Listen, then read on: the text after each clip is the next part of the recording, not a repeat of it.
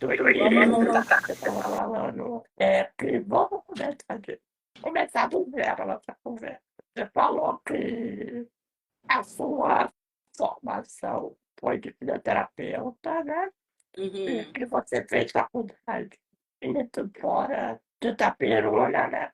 E depois trabalhou com terapia intensiva. Aí eu te perguntei como é que foi para você e sua família receber o diagnóstico. Vamos partir daí. Então, eu era muito imediatista, eu gostava de respostas rápidas, né? Até por isso eu trabalhava em terapia intensiva. E sempre foi assim. E quando eu tive o diagnóstico, eu entrei no mundo de muitas incertezas e processos demorados de retorno.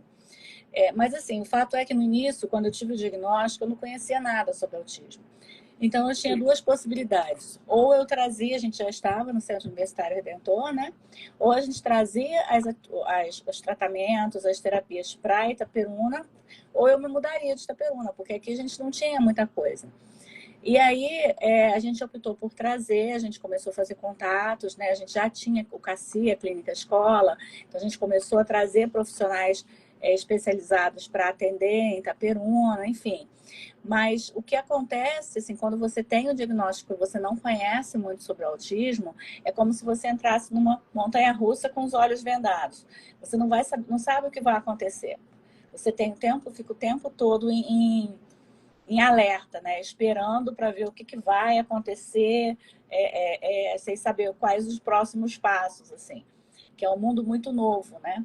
Tudo foi isso, eu imagino que para você também, como mãe, era uma coisa Uhum. muito nova, né? É muito difícil, sim. Tem uma fase, principalmente no inicial, que as pessoas falam de luto do autismo e tal, até que você entenda que você tem que sair do luto para a luta, né? Que você tem, apesar do sofrimento, de saber, né, das dificuldades que o filho vai enfrentar na vida e tal, você tem que lutar.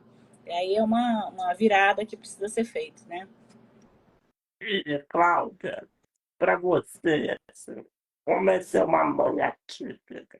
Quais são os maiores desafios e as maiores recompensas de ser uma mãe atípica? Então, ser uma mãe atípica não é ser uma mãe especial, escolhida, nada disso. É uma mãe como todas as outras mães que têm acertos e erros, né? E as pessoas ficam, você foi escolhida, você é especial, mãezinha. Não é isso. A gente é mãe como todas as outras mães. O que acontece é que muda muito a perspectiva. E isso muda de acordo com o nível de suporte do seu filho. Uma mãe típica ou uma mãe que tem um filho de autismo nível 1, que vai ter uma vida independente, ela tem uma expectativa em relação ao filho diferente do que uma mãe que tem um filho nível 2 ou 3 de suporte, como é o meu caso. Eu sei que meu filho vai depender de mim a vida inteira. Eu sei que eu vou ser cuidadora a vida inteira. Então, isso é uma coisa que é muito difícil. Realmente estressante. Assim, você pensa que é aquela coisa, não pode morrer, né? Você sabe que você vai ter sempre que pensar em como que vai ser isso, como vai ser, e você passa a viver muito isso. Vive Então, eu acho que é muito para importante. ele, né? Então, é muito importante você ter outras atividades, outras coisas, porque precisa sair um pouco dessa pressão que é, né? Você saber que você precisa tá sempre aqui, você tem que se cuidar, não é só por você, você tem um filho. Todos os pais têm isso, mas com uma mãe que sabe que vai ser cuidadora sempre, é diferente, né? Você foi mãe de gêmeos, né? Sim. Você é mãe de gêmeos.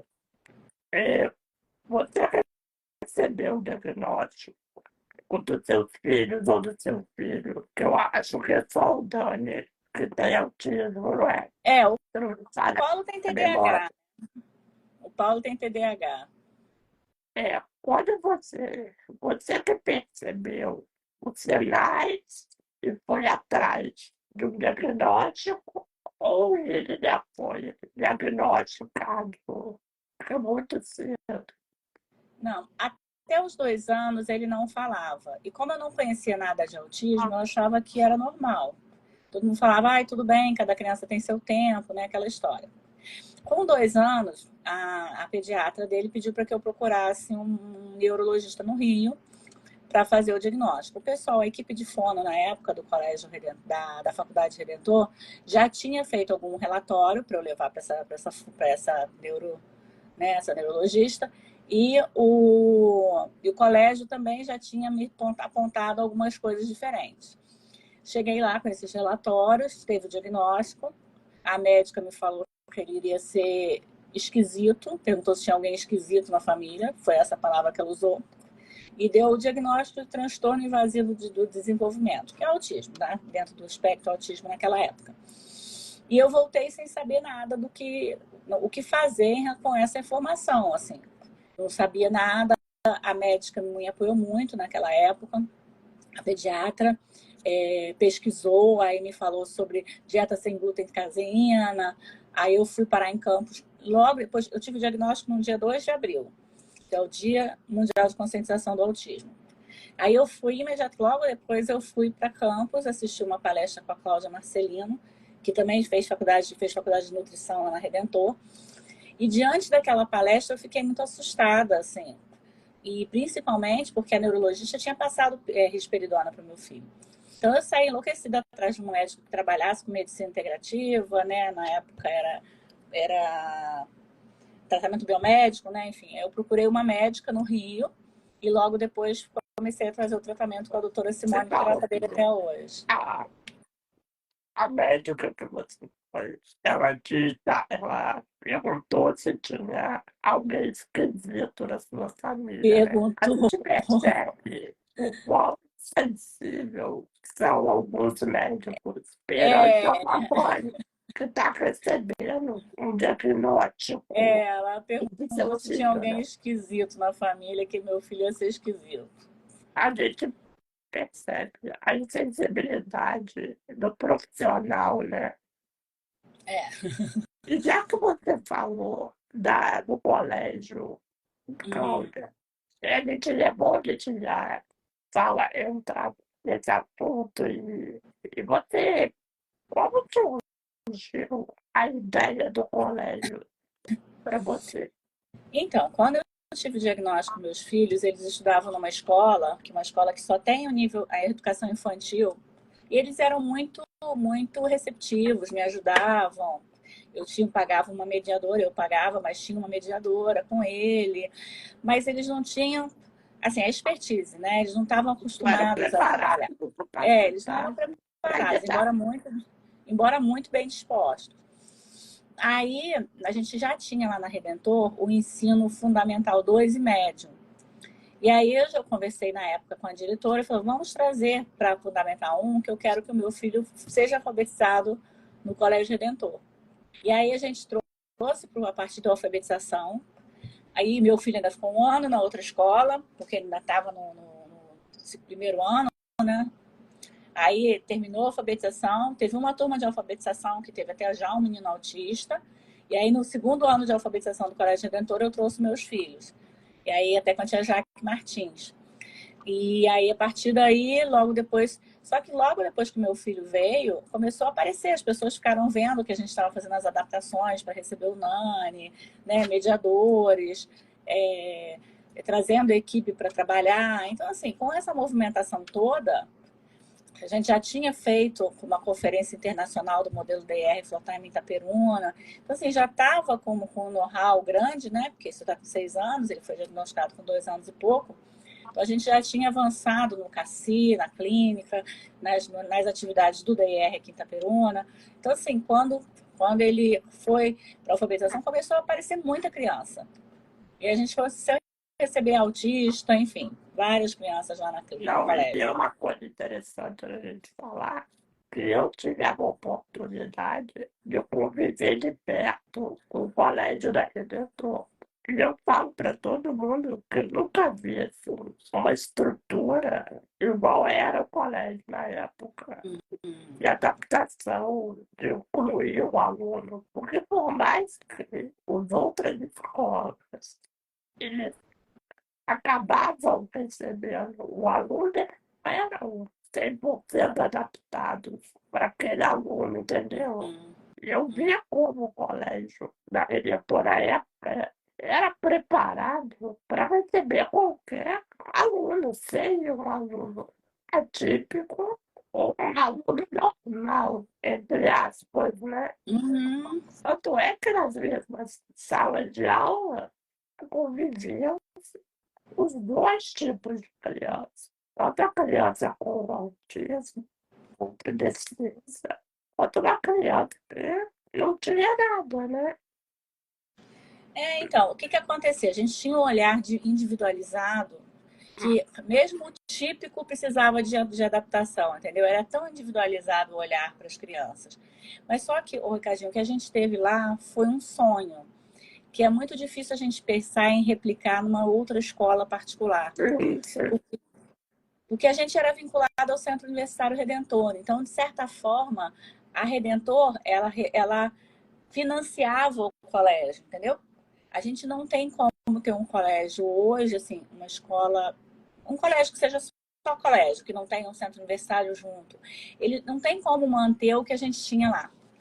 Porque para você ter uma Acabava ideia. assim, que saía também, né? Por ser na verdade, por ser uma coisa única, por pertencer ao grupo redentor, né? Era uma Uhum. coisa meio que uma ligada à outra, né? Uma coisa Sim, era ligada à tudo outra. junto.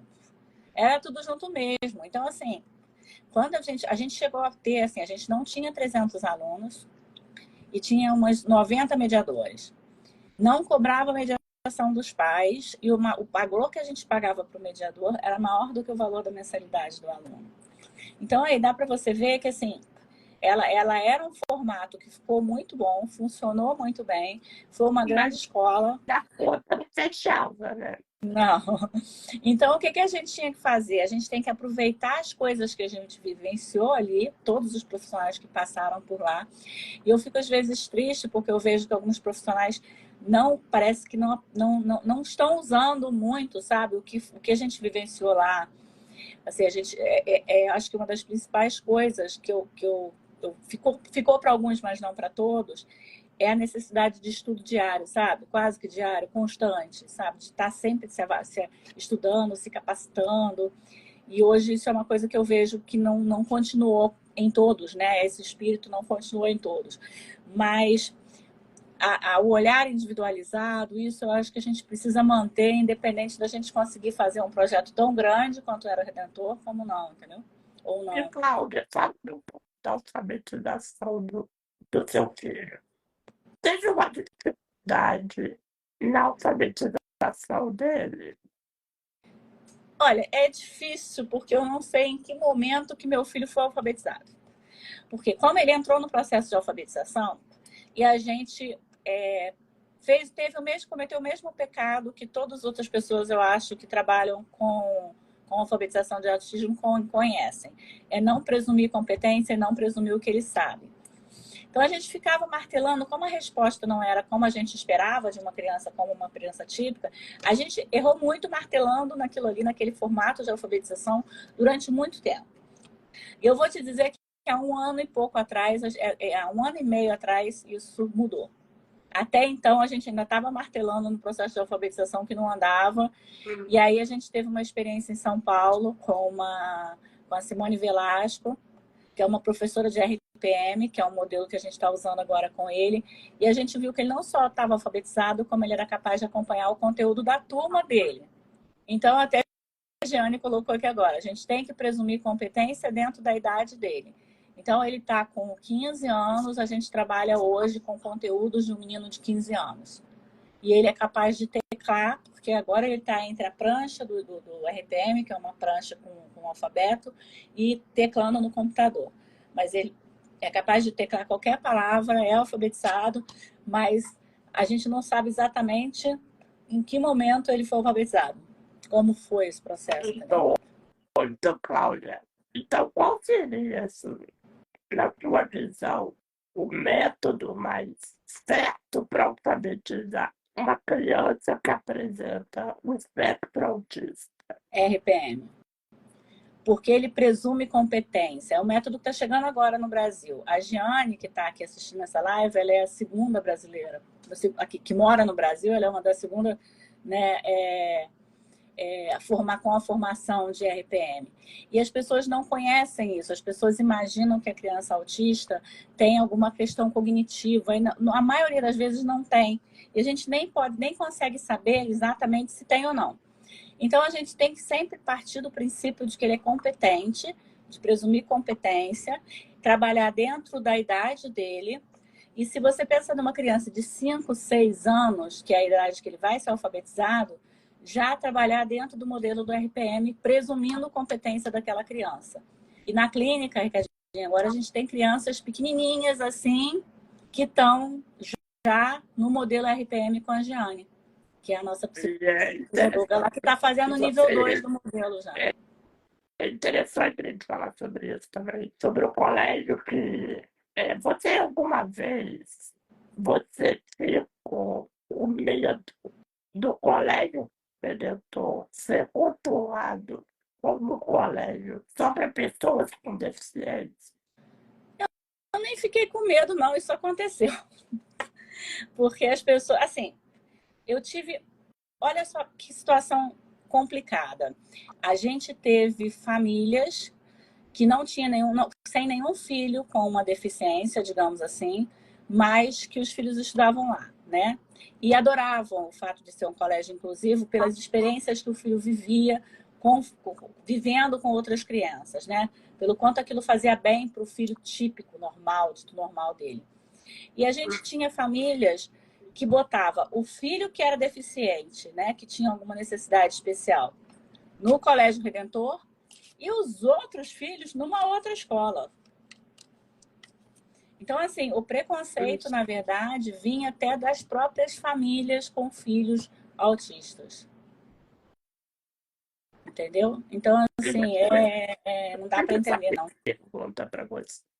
Porque justamente eu já ouvi várias vezes isso de pessoas que não sabiam de como funcionava o colégio e falavam que aquele colégio é só para autista. Teve diversas vezes que eu já cheguei a debater e falar, não, o colégio é só para autista. Eu convivo no colégio e eu posso te afirmar que existe autistas, mas tem crianças também que são completamente normais, entre aspas, né? E elas convivem muito bem uma com a outra. Lógico que o autista não é todas as atividades, né, que ele é capaz de desenvolver dentro de sala de aula. Mas aí, como funcionava no colégio na época, ele era levado para uma outra sala para fazer uma atividade parecida, só que com formatação diferente. Então, a gente tinha todos os modelos de inclusão acontecendo ali dentro, né? A gente tinha aquele aluno que ficava o tempo todo dentro de sala com um mediador. A gente tinha aquele aluno que dava conta de ficar um pouco na sala, mas precisava ficar uma outra parte do tempo numa sala com outros meninos autistas, que era o caso do meu filho, com o Lucas e Davi, que são amigos até hoje, fazem terapia juntos até hoje. E tinha aquele menino, como uma criança que a gente teve lá, um rapazinho, que não dava conta de ficar nenhum momento em sala de aula. E ele ficava só no que a gente chamava de ateliê classe, que era uma sala especial para ele, para levar essa apresentação na época. Então, era um projeto francês. Para falar da situação escolar de uma criança autista. Você acha, falando sobre inclusão escolar, você acha que as escolas, de maneira geral, antigamente, na época do colégio Redentor, na época que o seu filho era criança, elas não estavam preparadas para receber uma criança autista e um aluno com outra necessidade especial na época? Na época, as escolas não estavam preparadas e não estão até hoje, né? Eu acho que a questão da escola, naquela época, o que acontecia? Os pais, às vezes, chegavam numa escola e o próprio diretor não falava para procurar o Colégio Redentor. Porque ele não era... A pergunta que eu ia fazer para você. A grande maioria das escolas encaminhava os alunos com deficiência para o Colégio Redentor. E olha, a gente recebeu todo tipo de necessidade especial, desde os autistas em vários níveis, né? Nível 1, 2, 3 de suporte. Recebemos uma criança com cegueira total, recebemos uma criança surda com deficiência auditiva, recebemos, eu acho que todos os meninos que estavam na escola com síndrome de Down na época, porque era muita criança com síndrome de Down. Então, assim, a gente acabou acolhendo todo mundo. Mas o trabalho que a gente fez só foi possível porque a gente tinha o Centro Universitário Redentor no Lab. Se fosse uma escola sozinha... do centro universitário também, por trás, né? Isso, senão a gente não teria como fazer. Isso me leva a uma outra pergunta. Foi para você. Mas Redentor, qual foi o sentimento que você ficou na época que você recebeu a primeira proposta da África? Então, não foi exato. Deixa eu explicar como é que foi. O que aconteceu? Nós não tínhamos interesse em vender a Redentor. A gente tinha interesse em profissionalizar para que a gente pudesse mudar de Itaperuna e tal. Também, né? Isso, expandir, crescer. A gente já tinha o centro universitário, já tinha campus, Queimados, né? Já tinha em outros, Paraíba do Sul, então já tinha faculdades em outros lugares. Então a intenção, a princípio, não era venda, era trazer um investidor, né? Para a gente poder crescer, porque com as próprias pernas não é tão simples. Isso.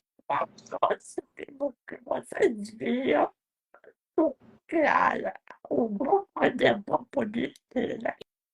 Isso. Aí o que aconteceu? Nós fomos procurados por um grupo do Rio, propondo exatamente isso. Eles iriam fazer como se fosse um pool de faculdade de medicina, né? Um hub de faculdade, e aí a Redentor entraria numa dessas. A princípio, até longa parte do processo de avaliação, do due diligence e tal, não seria venda total. No final é que foi. Mas aí foi acordos, enfim, coisas que a gente nem pode, né, falar, mas enfim, mas a gente caminhou depois para venda total.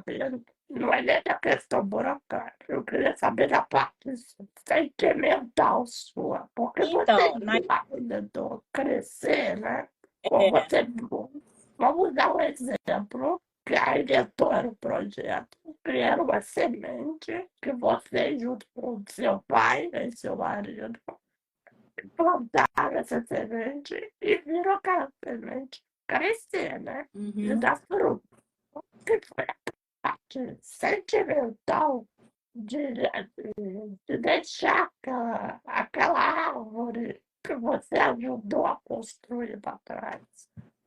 Então, eu sempre tive muita certeza de que a Redentor teria pernas próprias, assim, é como se fosse um filho, tá? E ela já estava com 18 anos. E na mesma época que a gente pensou em profissionalizar, em crescer, para poder expandir, a gente deu entrada no processo de imigração para os Estados Unidos. E eu tive tanta convicção de que realmente, eu acredito até hoje foi da vontade de Deus, com certeza, que a venda da Redentor e o nosso processo de imigração aconteceram no mesmo mês, dezembro de 2019. Então, assim, a gente mudou para os Estados Unidos na época. No início da pandemia, no finalzinho, no final do ano, no próximo ano, iniciou a pandemia, né? E veio a notícia que a Redentor foi vendida. Eu lembro que foi uma notícia. As coisas foram tanto assim da vontade de Deus, porque imagina só, a Redentor passou pela pandemia com um grupo forte que é a AFIA. Eu não sei se só tivesse a gente, como seria isso? E assim, a gente vai de acordo com as coisas que Deus faz. Eu não imaginava que eu voltaria para Itaperuna, mas eu fui muito segura em relação a isso. Claro, e a minha sensação era assim, meu filho, o Centro Universitário, a Redentor, casou. Sabe? E agora ele vai viver a vida dele, eu vou viver a minha. Mas para você, Cláudia, foi mais difícil se despedir da faculdade ou do colégio? Olha, o colégio, na verdade, o colégio não foi vendido, né? O colégio a gente ficou com ele mais um ano e depois fechou, sem o ensino, as turmas menores e fechou. Eu acho, assim, a gente já tinha encerrado, sabe aquela sensação de se encerrou um ciclo? E no final, por conta até da gente tentar manter o colégio vivo e trazer os professores e os pais, e aí eu, assim, aconteceram tantas coisas chatas nas relações com os próprios pais e, enfim, foi meio complicada essa fase. Então, assim, eu tive certeza de que não, o colégio, ele formou as pessoas, ele preparou as pessoas e agora a gente fecha e essas pessoas vão começar a semear para fora. Fácil não foi, claro que não. Tanto o colégio, que era meu, né, que eu era o lugar onde meus filhos estavam, né, Eu como a acho Redentor. que o colégio tinha um valor sentimental para Com você certeza. ainda maior do que a própria faculdade, né? Porque ali era a menina dos seus olhos, digamos assim, né? Tanto o colégio como a clínica, né? O Cassi também. A gente tinha lá o centrinho. Mas eu estava eu sempre estive tão confiante de que era um ciclo que tinha que ser fechado e que a gente tinha que ir para uma nova fase, que eu passei por isso bem tranquilo, assim. Eu queria abrir só um parênteses aqui, falando da venda da Redentor, porque para mim, quando eu recebi a notícia, quando eu li a notícia na internet, que a Redentor tinha vendida, eu tomei um susto. Falei, não, isso daqui é mentira, não pode. Porque aí depois a gente viu que era verdade, realmente. Eu posso te. Assim, não é bajulação da minha parte com você nem nada, mas eu posso te garantir uma coisa. Na época que vocês estavam na Redentor, era uma Redentor mais acolhedora do que é hoje. Ela ficou diferente, né? Assim, era muito assim, muito família, as pessoas me achavam muito facilmente, achavam o Luiz, o Heitor. Isso hoje, isso tem o lado bom e o lado ruim, né? As Não estou coisas falando ficaram a gente como para os aluno, alunos, por sim. outro lado, a gente percebeu uma grande, assim, foi uma grande defasão mesmo que aconteceu em alguns cursos, que não vem o caso também falar, né? Uhum. Mas a gente sentiu muito essa perda de Assim, eu não pude, eu da não família acompanhei, de né?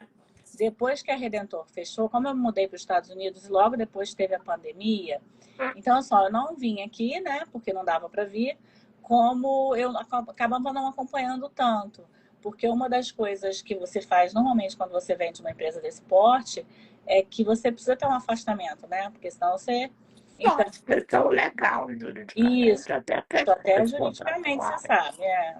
A gente Então, assim, conseguiu se manter afastado, né, uhum. da crise da vida, porque eles iam assumir e iam fazer do jeito deles. Isso.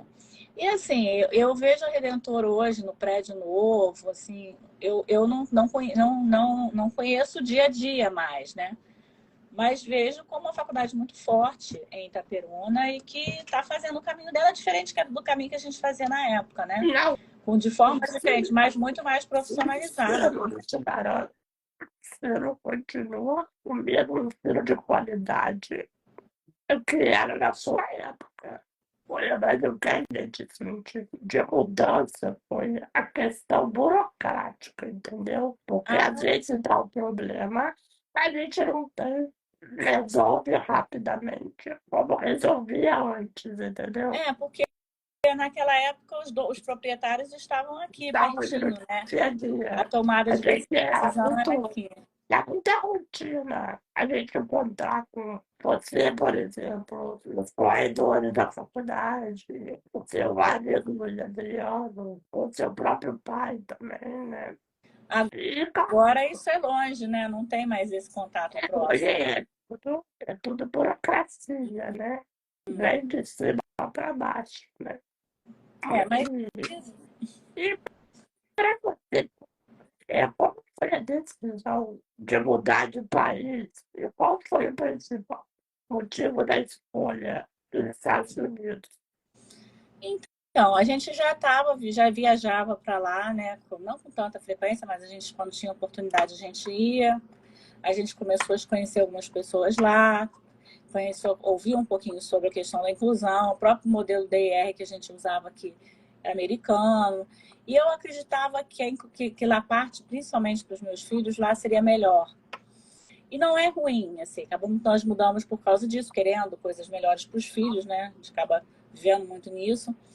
A gente chegou lá, assim, a gente teve algumas questões de inclusão com o Paulo, que é TDAH, porque eles não têm muita tolerância para pequenas diferenças, e para o Dani, a falta de presunção de competência.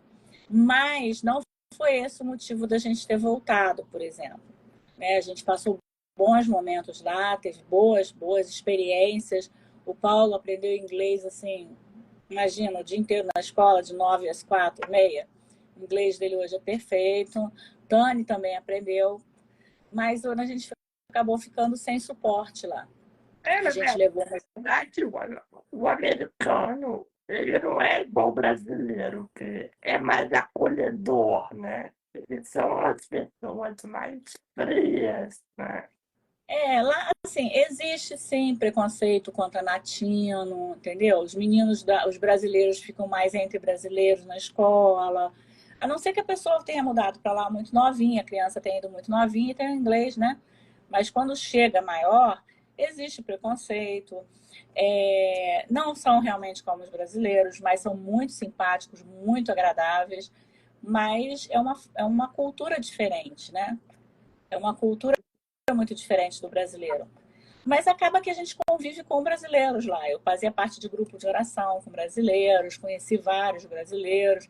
Eu acho que eu falei mais inglês antes de mudar para lá do que lá, enquanto eu estava Mas também estudando. eu acho que veio a pandemia, né? Depois, logo Pois depois que é, vocês se mudaram, veio a aí, pandemia e tem toda a questão também familiar, né, Cláudia? Que tua família tinha ficado no Brasil, a tua mãe tinha ficado aqui, depois a sua mãe adoeceu então, também. nesse meio tempo a minha mãe adoeceu, ela foi complicando a questão do Parkinson. É, a minha sogra também não conseguiu, ela foi com a gente, mas não conseguiu ficar, não se adaptou, voltou.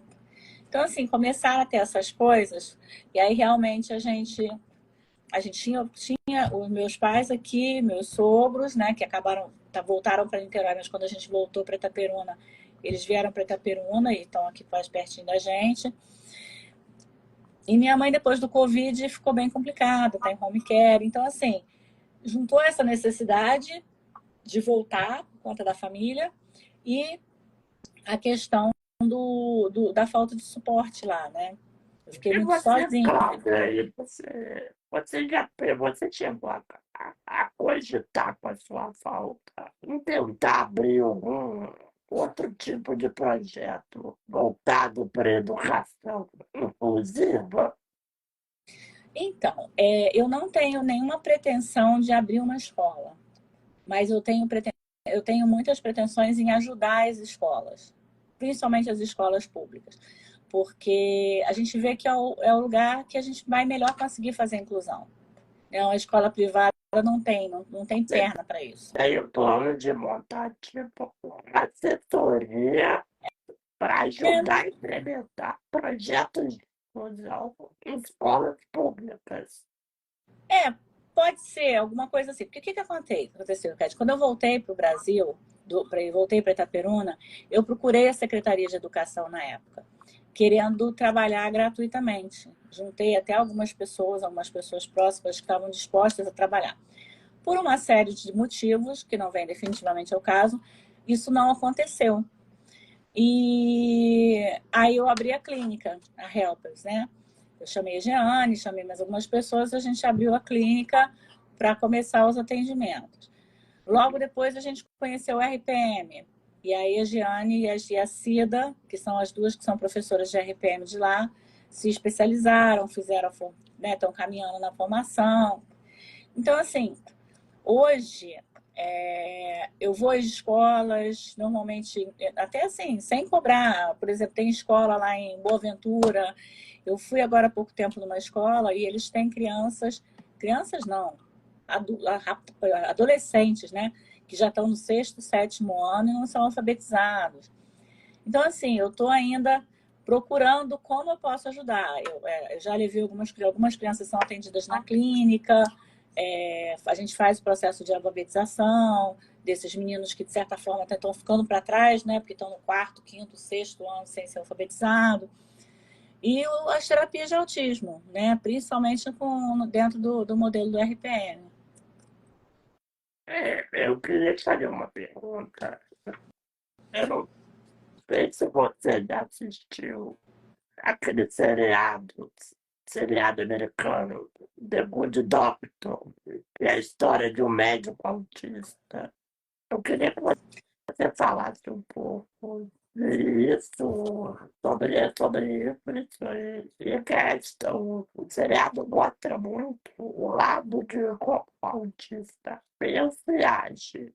Você, como filho, mãe de filho autista, você acha que isso é mais ficção? Ou pode ter, e vir a ter um dia, um médico autista? Não, mas tem médico autista. Eu conheço alguns. O que acontece? O Hum, autismo ele é muito diferente um do outro. Então, você pode ter médicos gênios, assim, que são capazes de geniais, assim, com uma alta habilidade, uma genialidade absurda, e o melhor médico que você já viu na vida. Por outro lado, você pode autista. Por outro lado, você pode ter um autista que nunca vai conseguir fazer uma faculdade, que não vai conseguir fazer uma faculdade de medicina. Então, assim, o autismo, ele é muito diferente, o autista é muito diferente um do outro. Você Você tem... podia explicar um pouco as diferenças, assim, resumidamente, entre os graus de autismo? Eu vou usar uma aplicação que é uma explicação que a doutora Simone Pires fez numa live que a gente fez com ela. Que a gente tem nível 1, 2 e 3 de suporte. O nível 1 é aquele que paga o IPTU. Ele consegue viver de forma tão independente que ele tem a casa dele, paga o IPTU, paga tudo, paga as contas e tal.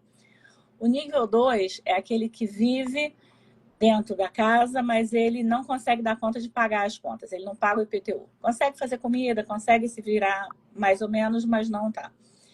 E o nível 3 é aquele que não sabe nem que tem conta para pagar. Então, assim, o nível 1, ele tem um pouco de suporte, ele precisa de uma quantidade pequena de suporte. O nível 2, mais suporte. A Simone está ali, eu sei. E o nível 3 é aquele que precisa de muito suporte, até para as atividades diárias.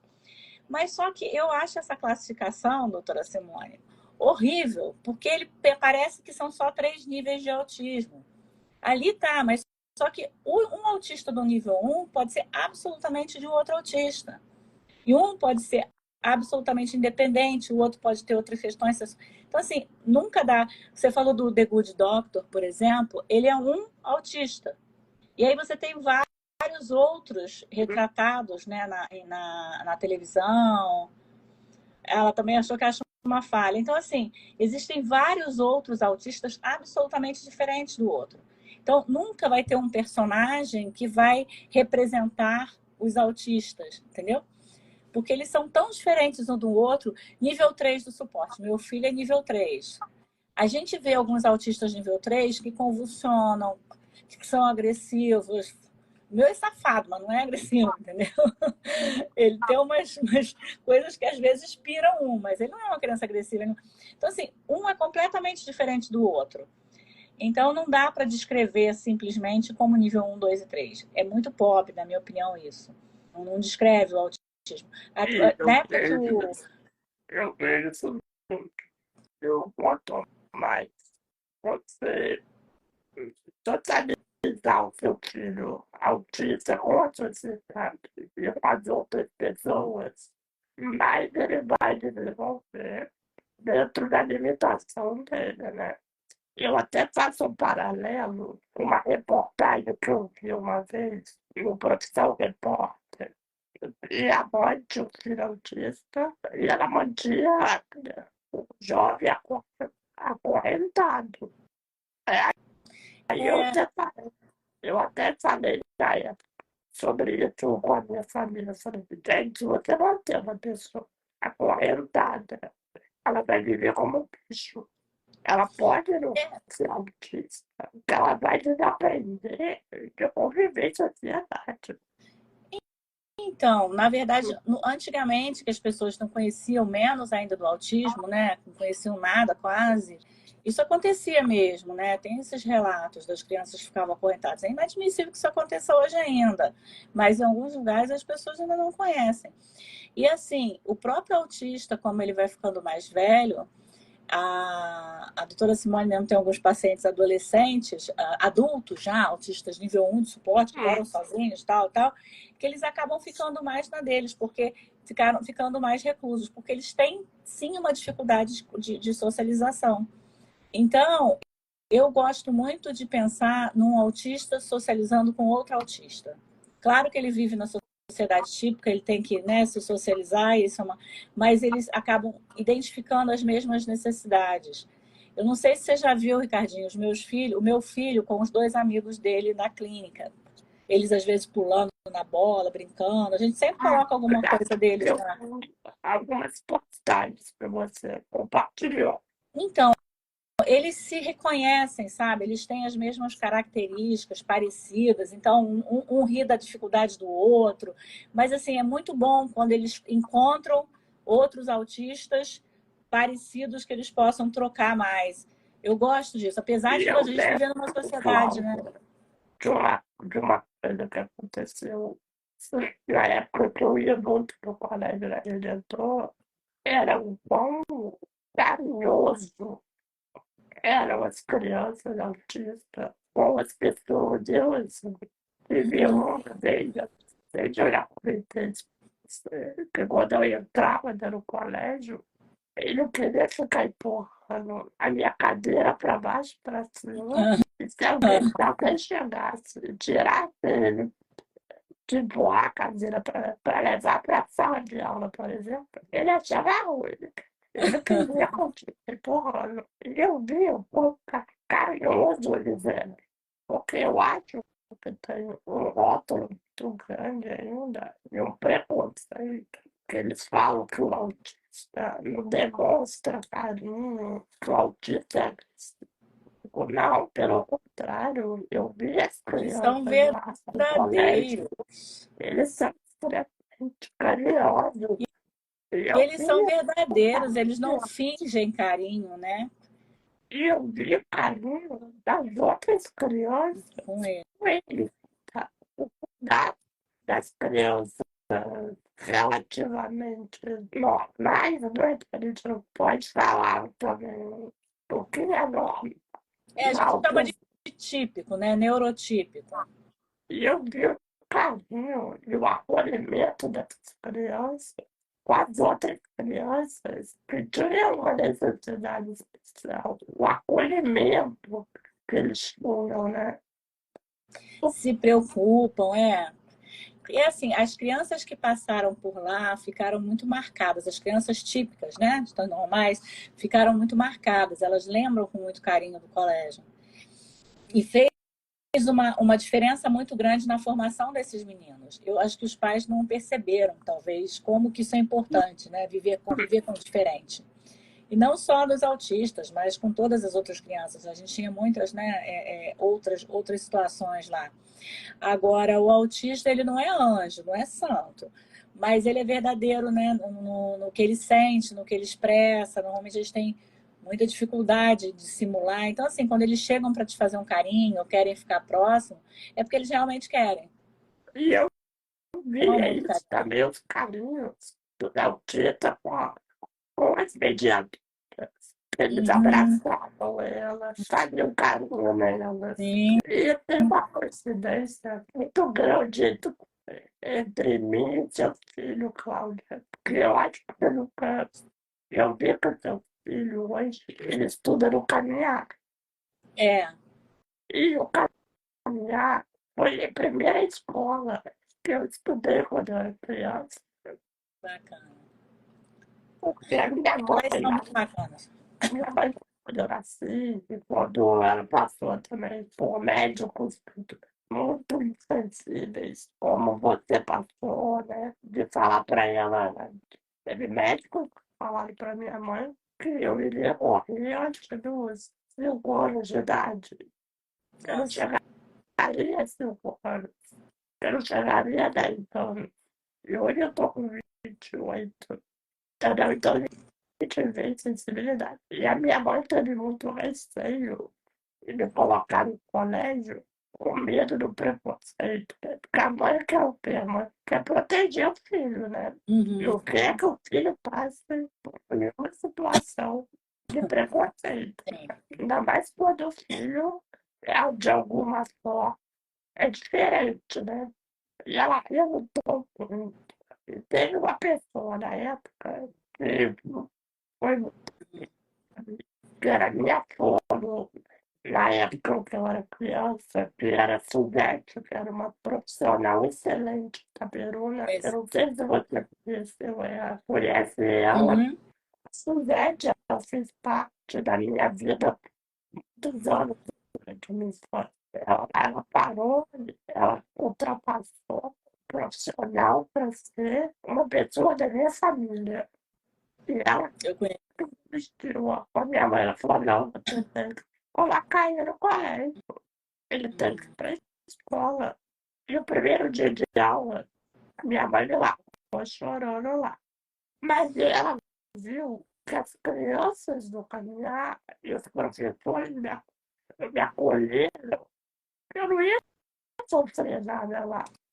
Eu estava Era num ficar ambiente. chorando quando toda criança fica, né? Quando fica na escola, às vezes. Não, na verdade, eu chorei. Eu dei tchau para ela, falei, pode ir embora.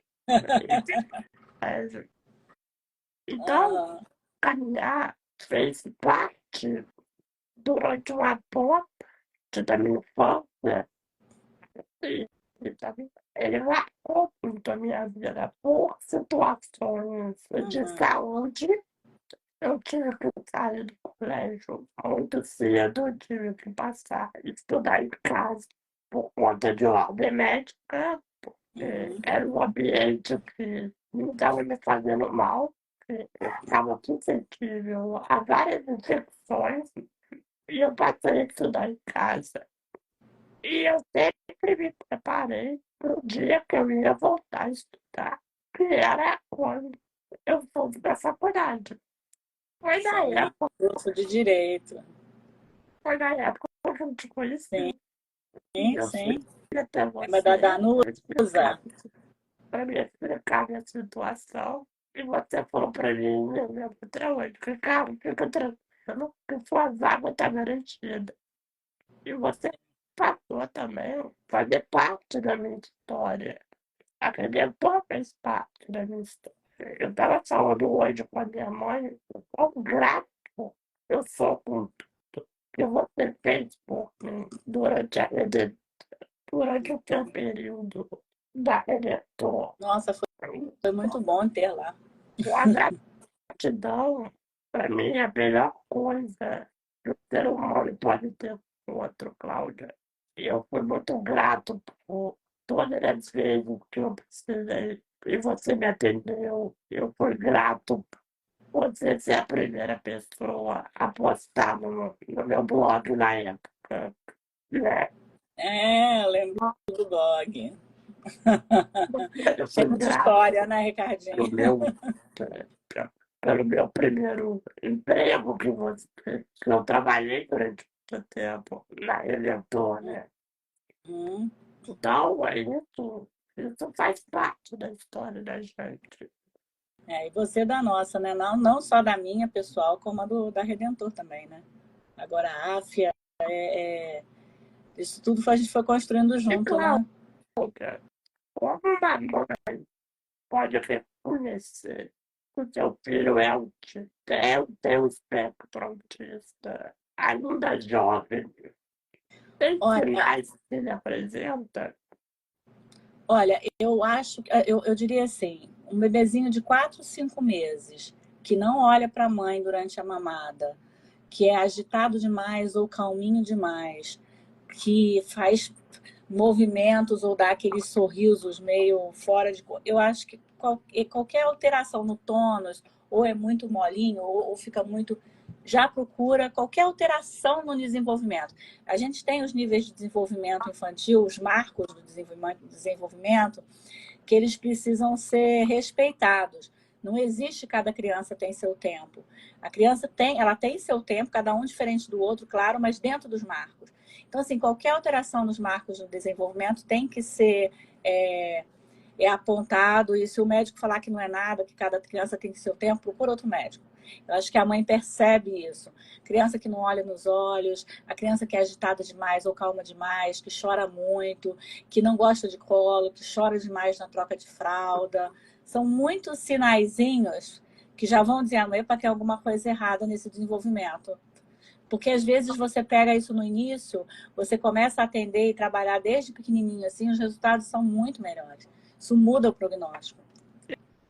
Eu não sei, Cláudia, assim, eu acho que o diagnóstico do autismo não é um diagnóstico rápido e fácil, né? Ele leva um tempo. Na verdade, ele não é nem tão difícil. O que é que acontece? É que muitos médicos têm medo de falar do risco do autismo ou falar que é autista, né? Porque isso vai gerar um problema. Mas tem um questionário MChat, que é como se fosse um questionário, que ele estava na carteira de vacinação até há pouco tempo. Agora ele saiu, que foi um absurdo. Esse MChat, no 18º mês, aquilo ali, se você já tivesse aquilo ali identificado o risco de autismo, você já era encaminhado para uma avaliação multidisciplinar, para começar as intervenções. Mais importante até do que o diagnóstico muito precoce é a intervenção precoce. Então, assim, o médico pode falar, ele tem risco, ele tem alguma coisinha sensorial, vamos começar a terapia, para depois amadurecer o diagnóstico. O diagnóstico ele pode ser dado num dia, mas essa preparação da família e antes até de dar o diagnóstico, se tem algum risco, já começar a intervir o mais rapidamente possível, entendeu? Isso é que é o Você importante. estava falando agora, Cláudia, os marcos no desenvolvimento, né? Quando o autismo é descoberto muito cedo, Ele né? ele não vai atingindo os marcos. Aí você já vai começando a ficar E quais atento para são algum esses transtorno de marcos desenvolvimento. de desenvolvimento? Então, eles são 3 meses, tem alguns marcos, 6 meses outros. Tem isso tudo ali na Real Presa Autismo, a gente tem isso tudo descrito. Que são várias coisas.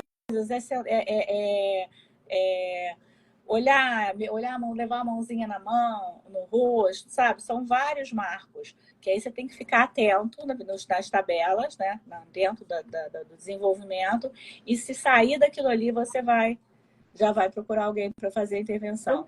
Ter uma curiosidade que muita gente fala que o autismo pode ter muito a ver com o fator ambiental e historial do ambiente da criança, né?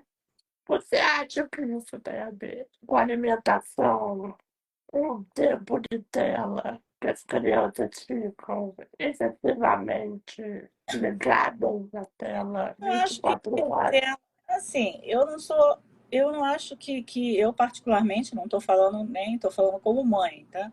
Eu não acho que tempo de tela vai ser tão importante assim para causar, mas vai piorar as coisas, entendeu?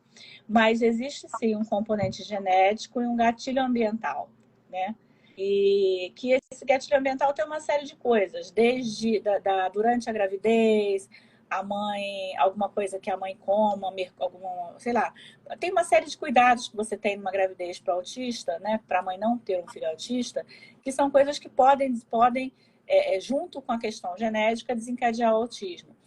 Mas aí as questões ambientais, tem, por exemplo, se a criança tem icterícia na nascer, se a mãe toma muito antibiótico, tem muita infecção urinária, aí tem uma série de coisas, entendeu?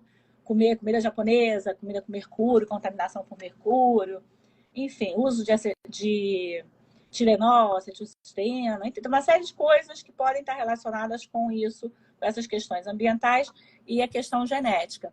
O fato é que a gente não sabe exatamente o que causa, entendeu? Não tem uma coisa, isso causa. É uma série de coisas que podem contribuir para isso. E existem alguns cuidados que uma mãe, por exemplo, que já tem um filho autista, quando for uma segunda gravidez, tem que ter cuidado para diminuir o risco. Mas o importante, mais importante até do que o diagnóstico, escrever lá, é começar as intervenções o mais precocemente possível. Aqui em Itaperuna a gente tem alguns médicos que já encaminham bem pequenininho para a clínica para começar a intervir e não fecha o diagnóstico ainda. Depois fecha, se for o caso. Você, opinião pessoal, você acha que você ter tido um filho autista e um outro TDAH, falou, né? Isso fez que você não fizesse ou diminuir a chance de vontade de ter outro filho. Eu já não tenho como ter mais, né? Isso não, assim, eu sempre, desde pequena, desde criança, de adolescente, assim, que eu falava que eu queria ter gêmeos, eu achava que eu ia ter gêmeos, porque eu sempre falei que eu fui muito prática e que eu queria ser uma barrigada só. Então, eu ter uma barrigada só, né? Então, assim, eu já tive que fazer tratamento para engravidar, então já foi uma gravidez que, a princípio, eu não iria engravidar depois. E eu já engravidei com 38 anos, né? Então já não era novinha. Então, assim, não pensava uma próxima gravidez. Mas a gente vê muitas pessoas, muitas famílias que têm, né, filhos. E o diagnóstico de outros filhos depois, né? O diagnóstico do meu filho, de TDAH, ele foi bem tardio. Mas como o Colégio Redentor, por exemplo, ele tinha um olhar individualizado, mesmo as crianças sem diagnósticas, elas já eram abordadas de acordo com a característica individual dela, entendeu? Então, Depois assim... explica pra gente, não é todo mundo que sabe, mas explicar resumidamente o que é o espectro autista. Então, é isso que é complicado, né? Que a gente estava falando, porque um autista é básico muito diferente do outro. É um transtorno de desenvolvimento. A princípio, não tem questões cognitivas, a não ser que, assim, porque é difícil, as formas de avaliação para ver se tem questões cognitivas não são tão seguras, dão resultados muito diferentes. Normalmente ele tem dificuldade de se relacionar, tem estereotipias, transtorno, alguns têm ou não dificuldade de fala, né? O meu filho, por exemplo, tem apraxia de fala, ele é não falante. Mas o espectro, ele pega desde lá da pontinha, perto do TDAH, até o autista nível 3 de suporte, e até já se fala em nível 4, que são as crianças que são mais agressivas e tal. O autismo, ele é um pensador, na maioria das vezes, é um pensador visual. Então, ele não até a Temple Grandin, que é uma autista, fala muito da questão dela conseguir pensar em compreender algumas palavras que ela não consegue trazer uma imagem para essa palavra. E, além disso, tem muitas questões sensoriais. Então, por exemplo, hipersensibilidade ou hipossensibilidade. Aí pode ser auditiva, visual, sinestese, vestibular, proprioceptiva. Então, assim, há uma série de questões sensoriais também que estão envolvidas no autismo. E é muito comum também que eles tenham apraxia. É aquela coisa, ele quer fazer o movimento, mas não consegue, ele idealiza o movimento, mas não consegue executar. Ou executa de forma ruim. É aquele menino que esbarra em tudo, que não consegue correr, dar aquelas travadas. Então, assim, como é um espectro, é muito difícil você resumir, né, o que é o autismo assim, pelo menos para mim. Muito grande. Muito amplo. Você tem a melhor médica do Brasil numa ponta e um autismo com comprometimento cognitivo na outra, entendeu? Mas então, você assim, viu durante seu filho, o Dani tem 15 anos, né? Você viu durante esses 15 anos um desenvolvimento bom da parte dele. Sim, com certeza. O Dani é um menino feliz, é um menino que é muito carinhoso, ele é brincalhão, ele gosta de zoar, sabe? Ele gosta de cozinhar, faz um omelete maravilhoso. Apesar de ter umas questões de praxis motor, ele consegue outras coisas, tem um domínio do corpo dele muito bom. Então, assim, e a gente, principalmente no último ano, que a gente foi conhecer um pouco mais da questão cognitiva, né, com a presunção de competência e do RPM, que a gente viu que ele sabe muito, assim, que ele é capaz de aprender os mesmos conteúdos dos meninos da turma dele, entendeu? E ele surpreende, às vezes, muito a gente com coisas que ele mostra, com coisas que ele quer, percepção, ele tem uma percepção espacial fantástica, coisa que eu não tenho. Assim, se eu não estiver falando besteira, você até me perdoe, porque eu não entendo muito desse assunto, mas, por exemplo, o Dani hoje, ele conseguiria viver sem você. Não. Ele é nível 3 de suporte. Ele precisa de ter alguém Ele com ele vai todos precisar 24 horas. sempre Vai. de uma pessoa É, ao lado dele, vai. né? Vai. Ele é nível. Aí essa questão do suporte vale nisso, né? Ele é nível 3 de suporte, ele precisa sempre alguém com ele. Ele não consegue ter Mas, uma por vida exemplo, independente. ele consegue compreender o que está em volta dele, mas Sim, consegue. ele vive no mundo dele, né? Não, ele não vive no mundo dele, ele vive no nosso mundo normal. Ele percebe tudo e tal. Só que a praxis motora dele, a dificuldade principal, a praxia de fala, ele não consegue falar. A praxis motora que não permite que ele faça os movimentos com a mesma destreza que as outras pessoas, entendeu? Isso tudo leva ele para uma Então, situação de nível viver no 3. mundo dele, é viver assim. Hum? Não é questão de não ter o entendimento. É ele criar um mundo lá dentro da mente dele Você e aquilo pensa ali. assim, são áreas diferentes do cérebro. A cognição está num lugar e a motora está outra. A cognição está preservada, o problema é motor. O problema é que E o ele olho vai dele, pegar isso aqui, ele vai pegar uma caneta, ele às vezes não consegue pegar, ele não tem a mesma facilidade. Ele tem algumas, por exemplo, ele vai fazer a comida lá no fogão, mas ele pode deixar o gás escapando, entendeu? entendeu? Algumas coisas Então, passam. E ele até às vezes eu vou do nível 2 também. tem a consciência do entorno, mas o cérebro, às vezes, se desliga que ele É, não presta atenção em determinadas coisas, né? eu acho que vale muito a pena assistir um vídeo. Eu vou te mandar depois para você colocar Você me nos manda. comentários aí, que é da Carly, que é uma autista, também nível 3 de suporte, que ela ficava se batendo, ela se joga no chão, bate a cabeça e tal. E aí um dia ela estava com dor e ela foi no computador e digitou dor,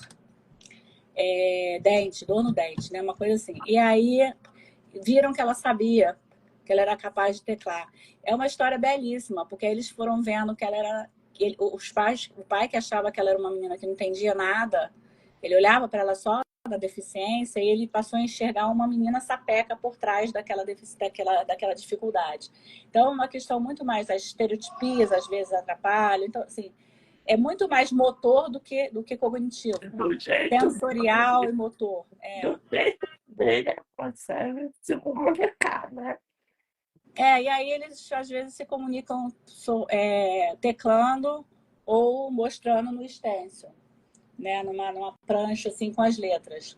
Ali normalmente eles acabam achando essa veia da comunicação. Mas eles continuam sendo nível 3 pelas questões sensoriais, pelas questões de praxis motora, entendeu?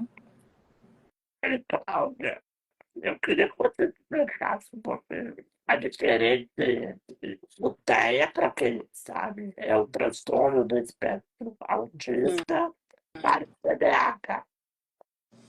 Então, primeiro que o TDAH pode ser uma comorbidade do TEA, né? A criança pode ter TEA e TDAH.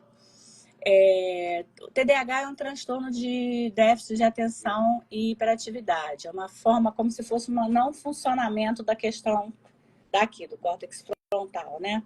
E aí ela tem algumas dificuldades, tem nas conexões nervosas, digamos assim. E aí ela tem dificuldade de concentração, ou às vezes tem hiperatividade, ou combinado. São 3 tipos de TDAH.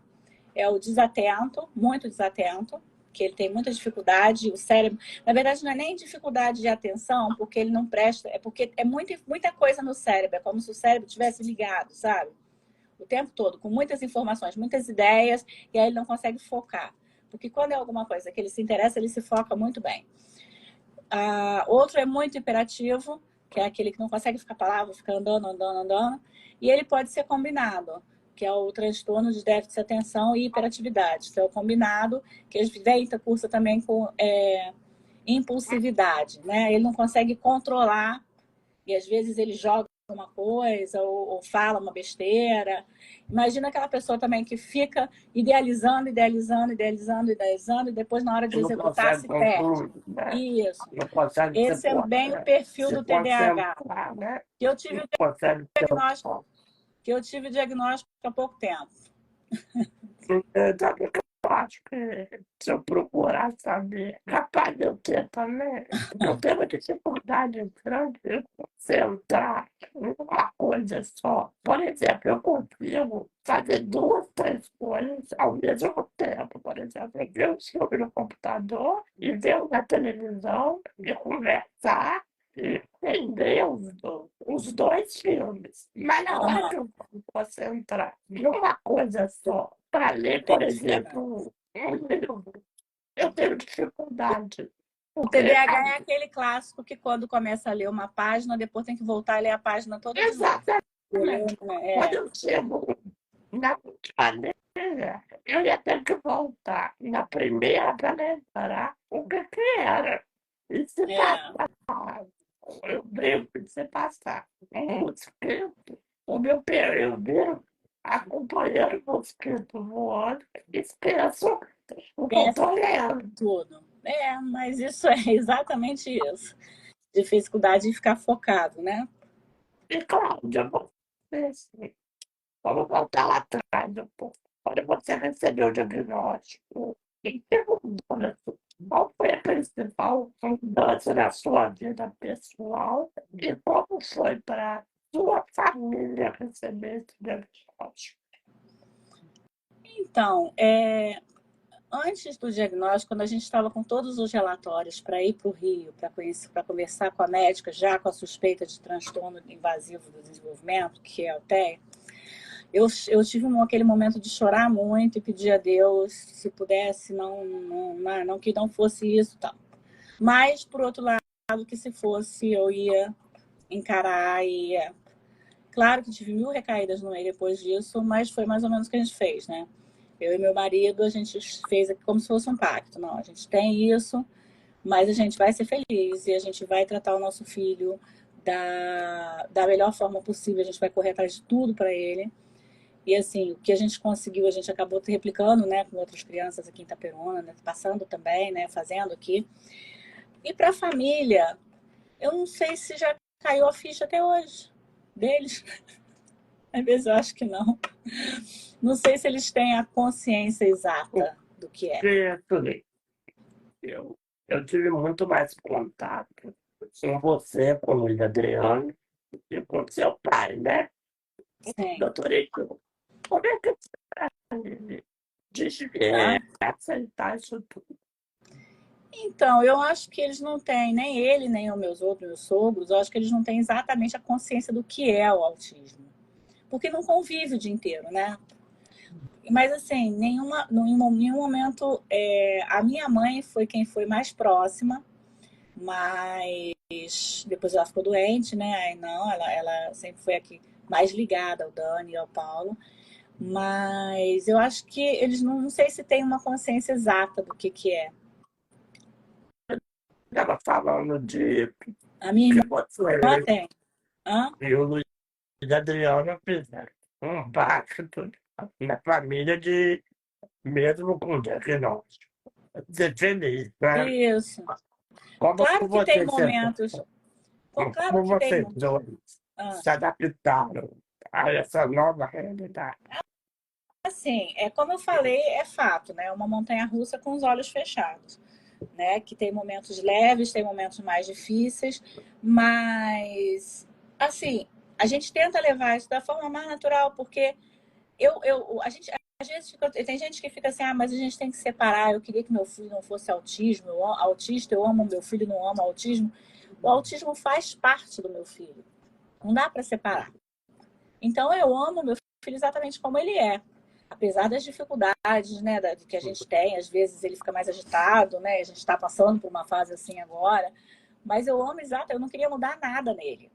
Porque eu amo exatamente do jeito que ele é. Então, assim, não dá para pensar no Dani não sendo autista, entendeu? Então, acho que E quando claro que você entende isso, as coisas vão mais. você já passou por alguma situação de preconceito aos seus filhos? Já, mas tô nem aí. Ih, tô nem aí. Como Não, eu você entendo lidou que o com, problema é da pessoa que está com preconceito, não é do meu como filho. você lidou com isso? Hã? Como foi que você lidou com a primeira vez que você passou por uma situação de preconceito? Olha, já foram muitas, eu não sei nem qual foi a primeira, mas porque, sinceramente, eu não. Olha, para você ter uma ideia, eu não sou muito normal também, não. A gente chegava numa festa, se ele pegasse e enfiasse o dedo no bolo, assim, para botar na mão, alguém fizesse cara feio, eu enfiava também. Então, assim, eu prefiro assim, sabe? As pessoas às vezes também ficam. Que eu acho que é muito mais problema do preconceito que está no outro. Então, assim, quando as pessoas ficam com cara feia, o que cara feia é ele que está fazendo? Meu filho, sabe? Não, a gente sabe o que acontece, e aí por isso que eu falo dessa questão deles viverem, terem outros amigos autistas também, principalmente os nível 1 de suporte que percebem mais as coisas. Isso é importante para que eles não se sintam mal diante das situações de preconceito, mas e eu me preocupo com o preconceito com eles, a reação deles. Mas a minha, eu não Você esquento já muito a chegou cabeça, a não. confrontar alguma situação dessa? Eu já cheguei a falar algo tipo assim, sujeito olhar com cara feia, eu ver que o Dani reparou, viu, eu falo, nossa, Dani, que moleque com cara feia. Falo alto, assim, olha que cara feia daquela pessoa, que horror, sujeito mal-humorado. Mas não, eu ir lá tirar satisfação, não. Como é o seu dia a dia com o Dani hoje? Então, hoje, assim, ele está ficando mais em casa, né? Ele não tem ido para a escola, porque como o irmão foi para outra escola, ele acabou não querendo ir. Então, ele tá no caminhar, mas está em homeschooling, né? Eu acordo, saio para trabalhar, para fazer minhas coisas, ele fica em casa, faz as atividades em casa. Depois, à tarde, ele vai para a clínica alguns dias, outros não. E à noite, depois que eu chego em casa, sou dele. Depois que eu chego em casa, não sai, já tá me chamando lá de cima. Vocês ouviram? Não sei se deu para ouvir. Como que foi para você essa volta nos Estados Unidos, iniciar a clínica Health? Então, eu voltei querendo fazer alguma coisa, né? E aí, como eu não consegui na prefeitura, eu acabei fazendo. Eu não tinha interesse em abrir clínica. Até porque, assim, eu fiquei assim, eu não ia atender, né, como terapeuta, embora eu seja fisioterapeuta. Aí eu acabei, como eu não conseguia outro abrir, né, fazer o trabalho que eu esperava ali na prefeitura, eu acabei abrindo uma clínica e foi muito bom. A clínica tem feito um trabalho, os terapeutas que estão lá são assim maravilhosos. Eu acabei pegando a nata da nata da galera que eu conhecia, né, do colégio e do Cassi, então ficou um grupo muito bom. Falando no cacete, voltando a falar do cacete, como é que surgiu o projeto do cacete na sua vida e do centrinho? E qual foi a motivação para criar esses dois projetos? Então, logo que eu tive o diagnóstico do meu filho, eu conheci, que eu fui na palestra da Cláudia Marcelino, logo depois teve a palestra da Patrícia Piacentini em Campos. Nós fomos, e aí eu conheci, ela veio aqui a Peruna algumas vezes, aí a gente mandou alguns terapeutas que trabalhavam com meu filho a Recife, elas conheceram o centrinho de lá, e isso que fez a gente replicar o centrinho em Itaperuna. Inicialmente sob a orientação e coordenação da Patrícia Piacentini. Depois a Patrícia, até porque a Helena Gueires mudou para Itaperuna, então ela ficou coordenando esse projeto, e a Patrícia acabou se afastando um pouco porque mora em Recife, né? Mas foi conhecendo a Patrícia Piacentini, conhecendo o modelo DIR, que a gente resolveu trazer para Itaperuna. E para a gente finalizar, Cláudia, esse papo, eu queria que você gostaria de ouvir a sua opinião sobre as políticas públicas voltadas para os autistas e por quê. E por último, você pode nos falar também, você falar falar mais um pouco da sua clínica nova. Então, o que que acontece? Até 2000 nós estamos em 2022, a gente tinha uma orientação em relação à inclusão, né? Que a criança ela pode ficar ou na escola com mediador ou não, eu estou falando de rede pública. Ou ela pode ir para uma escola especializada com um olhar individualizado, né? Quando a criança não se adequa a uma escola regular e ela não tem, como no Colégio Redentor, que tinha aquele ateliê classe, normalmente a escola não tem essa estrutura. Então, às vezes, a criança, por questões sensoriais, ela entra ela se sente muito agressiva, agredida sensorialmente na escola. E algumas crianças realmente não conseguem ficar na escola. Até 2022 a gente tinha essa possibilidade. Agora, o novo Plano Nacional de Educação acabou com isso. Então, ele deve estar sendo discutido. A gente está fazendo, eu estou até encabeçando junto com a Nídia, que é uma educadora lá de Brasília, que tem doutorado na área de educação. Ela tem um filho surdo, uma filha surda com deficiência auditiva e 2 netinhos autistas. Então, a gente está mobilizando até agora no Brasil uma série de audiências públicas para trazer essa necessidade, né, que foi acabada pelo Plano Nacional Plano Nacional de Educação, acabou a possibilidade da criança que não suporta ficar na escola ir para outra escola. Por exemplo, um pai que deseja colocar o filho na APAE, daqui a pouco isso não vai ser permitido mais, vai acabar com a APAE enquanto escola, vai ficar só com a terapia. Então, assim, eu acho que a gente não é assim, né? A gente precisa que as crianças fiquem onde ela compartilhe conhecimento, onde ela fiquem numa situação agradável, né? Se sentindo bem, respeitando as suas questões sensoriais, e às vezes a escola regular não dá conta disso. Às vezes a criança não se adequa a isso.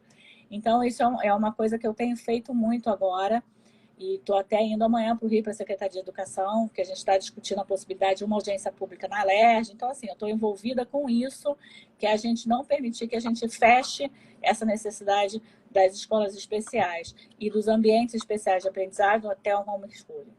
E, assim, o Helpers, ele veio muito tanto para atender a necessidade do meu filho, que na maioria das vezes a gente começa assim mesmo, eu começo assim, né, ter um ambiente para adolescentes e até para crianças também. E também veio o Helpers Education, né, que é um braço do Helpers, de uma forma, que é uma sociedade que eu tenho com a Giane e com a Simone, ministrando cursos para pais de autistas e para profissionais.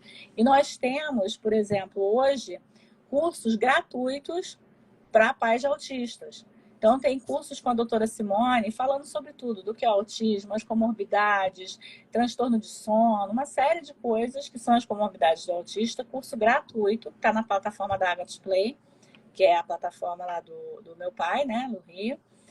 Cursos de direito para crianças autistas, para os pais, para eles entenderem quais os direitos dessas crianças. Então, assim, a gente tem caminhado nesses cursos gratuitos e cursos para profissionais, que aí esses são pagos em parceria com a Congressme, que é o do Luiz Gustavo, né, que é uma plataforma de cursos. É até bom você falar um pouco desses direitos, porque muitas pessoas não sabem, né? Quais são os direitos dos pais de Sim, ontem. a Lei Berenice Piana, ela é bem completa, ela abrange muito. Então, assim, as famílias precisam entender. Tem uma cartilha também que deve virar resolução agora, né? Em breve estava com a Amália, infelizmente ela faleceu, mas a gente deve continuar rodando. E que é a orientação para os juízes, como julgar, como entender. Tem um trabalho muito bacana feito pela Berenice Piana, além da Clínica Escola, né? Que é um projeto muito bacana dela também. E quais são os seus planos para o futuro, Cláudia? Não sei, tá tudo nas mãos de Deus, vamos indo. Eu sou presidente do PL Mulher aqui da Peruna, né? Até porque se a gente não fizer nada, a gente não pode reclamar, né? Então a gente tem que se posicionar. Então, assim, hoje sou presidente do PL Mulher e tenho me envolvido a quem veio me visitar. Meu gatinho subiu aqui. Então, assim, Você eu tenho me. pensa no a vir a se candidatar a algum cargo? Não, não, por enquanto não. Por enquanto eu quero ajudar as mulheres a entrar na política, a envolvê-las, trazer para a política que não necessariamente você tem que ser candidato, né? Você pode ajudar de outras formas. E para a gente realizar, eu queria que você deixasse para quem está nos assistindo uma palavra de apoio, incentivo para pais de crianças autistas e para pais e aqueles que acabaram de receber o diagnóstico. Quem recebeu o diagnóstico, ele precisa ter contato com alguém que já tenha filho autista, né? Uma das coisas que eu não cheguei a falar, foi bom você ter falado isso agora, a gente está terminando de montar agora uma comunidade para pais de autistas, que vai funcionar como essa rede de apoio, parecida com uma que eu participei lá nos Estados Unidos. Um pai que acabou de ter o diagnóstico de autista, ele tem que ter apoio de uma outra família que já tem o diagnóstico há mais tempo. Vai trazer mais conforto, explicar como que as coisas funcionam. Eu acho que isso é muito importante. E assim, ele precisa entender que o filho dele, autismo não é uma doença, não é uma coisa a ser curada, é a ser compreendida e trabalhar junto com o filho dele, né? Presumir competência sempre, trabalhar, respeitá-lo como ser humano, né? Independente do autismo, das questões sensoriais, do que apareça, do que apresente. Ele tem competência, ele é uma pessoa capaz, como qualquer outra, cognitivamente, e tem algumas coisas sensoriais que precisam ser trabalhadas. E aí, sensoriais e de praxis motora. Então, eu acho que é isso. E confiar em Deus, que não adianta, tudo pode acontecer com a vida da gente, né? Então, a gente só confiando em Deus que a gente consegue. A gente resolveu subir aqui, que a gente. Que, para ter tranquilidade, né? De Eu tocar. quero mais uma vez, Cláudia, te agradecer por ter aceito esse convite. Foi um excelente Eu que papo agradeço. que a gente teve. Embora no começo tenha caído a live, né? Mas É, depois deu certo, graças a Deus. Eu quero falar para vocês que para quem puder seguir o meu perfil, deixar like aqui na postagem, que isso ajuda muito no engajamento. Seguir a Cláudia também, que ela fala muito sobre autismo no perfil dela, né, Cláudia? Seguir o Instagram da clínica, né? É como o Instagram da clínica, para quem quiser achar a Cláudia. @helpers autísticos. É porque é em inglês, É, né? Mas eu te dou para você colocar ali pra eu gente, boto te marcar. aqui, agradecer a todos que assistiu até agora. E se você perdeu o início da live ou não vai poder assistir hoje, não se preocupa, a live vai ficar salva aqui no perfil. Eu vou mandar também a colaboração para a Cláudia para também ficar no perfil dela. E Uhum. daqui a pouco o áudio da live vai estar disponível nas principais plataformas de áudio. O link está lá na bio do meu Instagram. Espero vocês na próxima terça-feira, às 7 horas. Muito obrigado, É, Cláudia. fica com Deus. Obrigada, sou eu que Tá agradeço. bem.